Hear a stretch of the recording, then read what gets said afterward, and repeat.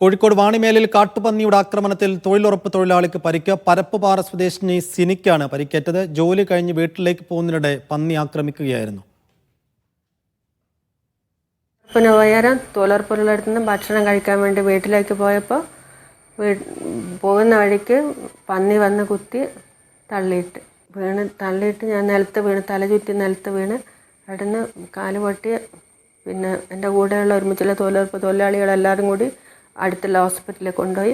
ഇവിടുന്ന് വേറെ ആശുപത്രിയിൽ കൊണ്ടുപോകാൻ പറഞ്ഞ് അങ്ങനെ അവിടുന്ന് എക്സ്റേ എടുത്ത് നോക്കുമ്പോൾ ഒരു പൊട്ടുണ്ട് കാലിന്. പന്നീൻ്റെ ശല്യം കുറേ ദിവസമായി വല്ലാണ്ട് കൂടുതലായി വരുന്നത്. ഈ ഭാഗത്ത് പല തെങ്ങും തയ്യെല്ലാം കുത്തിപ്പൊളിച്ചിട്ട് അതുപോലെ തന്നെ വാഴ നശിപ്പിക്കലാണ് പന്നി. അതുകൊണ്ട് പന്നീനെ പേടിച്ചിട്ട് കുട്ടികളെ സ്കൂളിൽ പോകും തന്നെ പറഞ്ഞാൽ വലിയ പേടിയായിട്ടുള്ളത്. ഷബീർ ഉമർ വിശദാംശങ്ങൾ നൽകും. ഷബീർ, എപ്പോഴാണ് ഈ സംഭവം? പതിവായി പന്നികളുടെ ശല്യം ഉണ്ടാകുന്ന മേഖലയാണെന്ന് തോന്നുന്നത്. സൈഫുദ്ദീൻ, തീർച്ചയായും വാണിമേൽ പരപ്പുപാറയിൽ നിന്ന് ഉച്ചയോടെയാണ് ഈ സംഭവം. പകലാണ് ഈ കാട്ടുപന്നിയുടെ ആക്രമണം ഉണ്ടായിരിക്കുന്നത്. തൊഴിലുറപ്പ് തൊഴിലാളിയായിട്ടുള്ള സിനി എന്ന സ്ത്രീ ജോലിക്കിടെ ഇടവേളയിൽ വീട്ടിലേക്ക് ഭക്ഷണം കഴിക്കാൻ വരികയായിരുന്നു. ഈ സമയത്ത് പിറകിലൂടെ എത്തിയ പന്നി ആക്രമിക്കുകയായിരുന്നുവെന്ന് സിനി പറയുന്നു. തുടർന്ന് ബോധം നഷ്ടപ്പെട്ട് സിനി വീണു.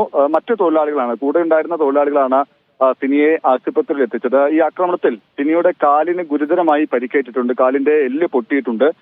ഒപ്പം തന്നെ നാട്ടുകാർ പറയുന്ന പ്രധാനപ്പെട്ട കാര്യം, മേഖലയിൽ പന്നിയുടെ ശല്യം രൂക്ഷമാണ്. പ്രത്യേകിച്ച് കൃഷിനാശം ഉണ്ടാക്കുന്നുണ്ട്. ഇതോടൊപ്പമാണ് ഇപ്പോൾ പകൽ പോലും ആളുകളെ ആക്രമിക്കുന്ന നിലയിലേക്ക് ഈ പന്നിശല്യം വലുതായിരിക്കുന്നത് എന്ന് നാട്ടുകാർ പറയുന്നു. ഒപ്പം തന്നെയാണ് തെരുവുനായ ശല്യവും വ്യാപകമാണ്. ഇന്ന് രാവിലെ വാണിമേലിൽ തെരുവുനായ 5 പേരെ കടിച്ച് പരിക്കേൽപ്പിച്ചിരുന്നു. ആ നിലയ്ക്ക് തെരുവുനായയുടെ ശല്യമുണ്ട്. ഒപ്പം തന്നെയാണ് ഈ വന്യമൃഗ ശല്യം കൂടി പ്രദേശത്തെ രൂക്ഷമായി നേരിടുന്നുണ്ട് എന്ന് നാട്ടുകാർ പരാതി പറയുന്നു. സൈഫുദ്ദീൻ.